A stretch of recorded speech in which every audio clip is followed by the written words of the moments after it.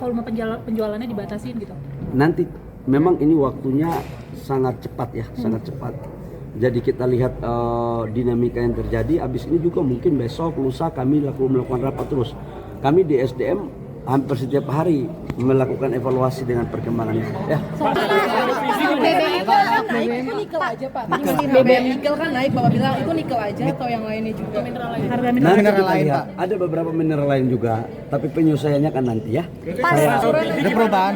Dengan ada penambahan pendapatan, pasti ada perubahan regulasi, perubahan aturan ya. Nanti kita Pak, atur ya. stok LPG kita sekarang gimana Pak sama BBM? Insya Allah masih dalam kondisi yang sesuai dengan standar nasional ya. Jadi kami selesai rapat dengan Pak Menko dalam rangka menindaklanjuti arahan Bapak Presiden terkait dengan ada beberapa hal lah.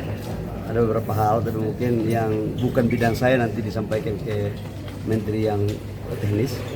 Tapi kami dari Kementerian SDM yang bidang energi tadi sudah kita merumuskan dengan Pertamina juga terkait dengan langkah-langkah antisipatif terkait dengan stok BBM kita.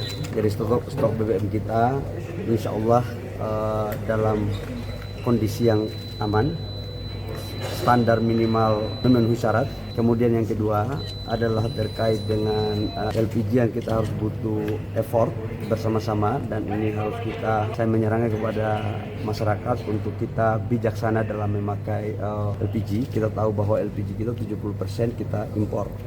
Tetapi sampai dengan hari ini kondisinya clear. Stok kapal yang juga kita beli dari beberapa negara masih on the track. Jadi insya Allah aman. Tapi kan bagaimanapun kondisi global ini membuat kita semua harus ikhtiar. Itu sekali lagi saya mengatakan bahwa ini ikhtiar itu agar kita lebih bijaksana dalam memakai energi. Sekalipun kita ada duit, tapi kalau barangnya kita harus rebut dengan negara lain, nah ini kan kita harus betul menjaganya. Itu maksud saya, jangan dibawa ke sana kemari lah. Mineral itu udah dibahas belum Pak yang bea keluar? Yang kedua menyangkut dengan urusan mineral, tadi menyangkut minyak ya, menyangkut mineral.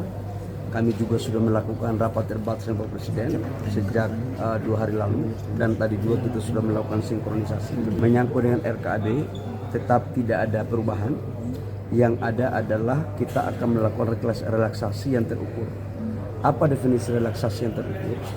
Adalah batu bara yang merupakan sumber energi yang ada di kita, dan karena itu kita akan memprioritaskan kepentingan dalam negeri. Yang kedua, kita akan memperhatikan supply and demand. Kalau harganya bagus terus, kita akan memproduksi juga lebih banyak. Tetapi kalau harganya turun, kita akan menyesuaikan dengan permintaan di pasar. Jadi supply and demand sebagai instrumen untuk menjaga keseimbangan. Sekali lagi saya katakan bahwa untuk RKAB Batubara belum ada kebijakan baru dari Menteri SDM. Tadi juga kami sudah dapatkan, yang ada hanyalah relaksasi yang terukur. Tujuannya apa? Kita harus memprioritaskan kepentingan domestik kita.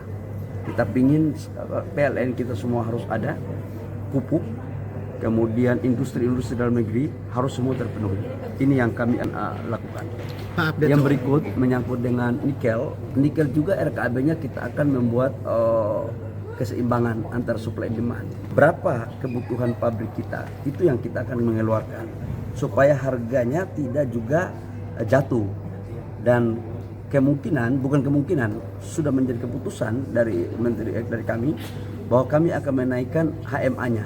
Jadi harga standar acuan nikelnya kami akan naikkan.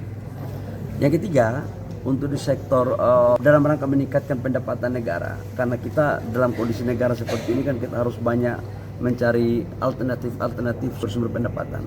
Salah satu di antaranya karena kita dorong untuk pengenaan pajak ekspor terhadap hasil hilirisasi seperti NPI ya. NPI produk daripada nikel lagi kita menghitung ya. Sekali lagi saya lagi menghitung tentang formulasi daripada pengenaan pajak NPI-nya. Untuk ekspor batu bara, kami memutuskan bahwa dalam rangka untuk lebih berhati-hati, kita setuju untuk meningkatkan pendapatan negara, tapi juga kita harus hati-hati dalam penerapan pajak ekspor. Sampai dengan sekarang, sampai dengan tanggal 1 belum ada pengenaannya itu, karena Kementerian SDM sama Menteri Keuangan akan membahas teknis. Kenapa? Karena batu bara kita tidak semuanya itu standarnya kalorinya tinggi. kan ada batu kalori 633 itu cuma 10%, itu yang sekarang harganya 140 sampai 145 dolar. Tapi yang kalori rendah yang 4.100, yang 3.400 itu jumlahnya 60-70%. Jadi jangan sampai kita salah membuat kebijakan. Tapi saya setuju dengan Kemenq bahwa penting untuk kita mencari sumber-sumber pendapatan negara yang baik dalam rangka menghadapi tekanan global yang semakin tidak ada yang bisa menentukan. Saya pikir itu. Sejak batu bara sama nikel nggak jadi tanggal 1 ya? Saya pikir belum, karena itu menunggu hasil kajian kami dengan menteri, tim dari SDM dan tim dari Kementerian Keuangan. Indonesia sendiri seperti apa sih Pak? Kan Pak Malaysia sudah pakai subsidi BBM. Dari Indonesia seperti Alhamdulillah sampai dengan hari ini, dan saya pikir Bapak Presiden selalu menyampaikan kepada kami bahwa kita harus bekerja betul-betul penuh dengan hati-hati dengan memperhatikan kepentingan saudara-saudara kita, rakyat kecil, ya masyarakat kita tentang tingkat kemampuan. Sampai dengan sekarang kita belum ada opsi untuk membatasi subsidi. Artinya belum ada kenaikan untuk subsidi, masih tetap sama.